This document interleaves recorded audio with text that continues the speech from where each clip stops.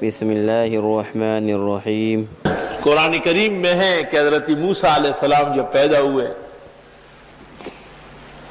یہ وہ زمانہ تھا کہ فرعون کو نجومیوں نے ایک خواب کی تعبیر دی تھی کہ اسرائیل میں ایک بچہ پیدا ہوگا اور وہ تیری حکومت مصر تس نس کر دے گا، تہو بالا کر دے گا۔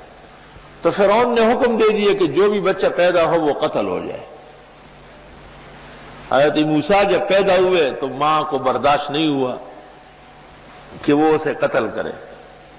اللہ نے اس کے دل میں یہ بات ڈالی کہ اس کو کپڑے میں لپیٹو اور بکس میں رکھو اور بکس بند کر کے دریا میں چھوڑو۔ خیر لمبا قصہ ہے سورۃ طٰہٰ اور قصص میں۔ اب وہ صندوق جس میں حضرت موسیٰ ہے وہ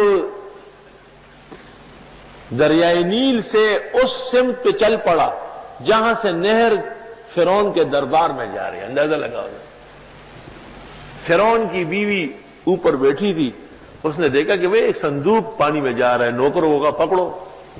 جب پکڑ کے لایا گیا اور کھولا گیا تو اس میں حضرت موسیٰ علیہ السلام بیٹھے ہوئے۔ اللہ تعالیٰ نے اس کے دل میں ایسی محبت ڈالی کہ اس نے کہا یہ بچہ ہم پالتے ہیں۔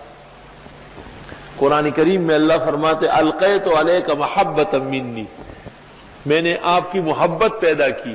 مفسرین لکھتے ہیں کہ حضرت موسیٰ کو ماں نے دیکھا تو قتل سے باز آئی، فرعون کی بیوی نے دیکھا تو بیٹا بنانے لگی، فرعون نے دیکھا تو فرعونیت بھول گیا۔ ورنہ یہی تو انتظام ہوا ہے، اتنی عقل اس کی نہیں تھی کہ یہ انہی بچوں میں سے کوئی ہوگا جو میری سلطنت کو تس نس کر دے گا۔ وہ بھی رضامند ہو گیا کہ چلو اس کو پال لیتے ہیں۔ وَأَلْقَيْتُ عَلَيْكَ مَحَبَّةً مِّنِّي، یہ آیت اگر کاغذ پر لکھ کر کے مغرب و عشاء کے درمیان بغیر لکیروں والے کے اور پاس رکھے، جو ناحق تنگ اور پریشان کرتا ہے وہ محبت و دوستی شروع کر دے گا، لیکن ایسا نہ ہو کہ معاشقوں کے لیے استعمال کریں۔ السلام علیکم ورحمۃ اللہ وبرکاتہ۔ محترم ناظرین کرام، مفتی ظفر علی خان صاحب کی ویڈیو دیکھنے کے لیے اور سننے کے لیے، ان کے بیانات کو سننے کے لیے ہمارے چینل کو سبسکرائب ضرور کر لیں۔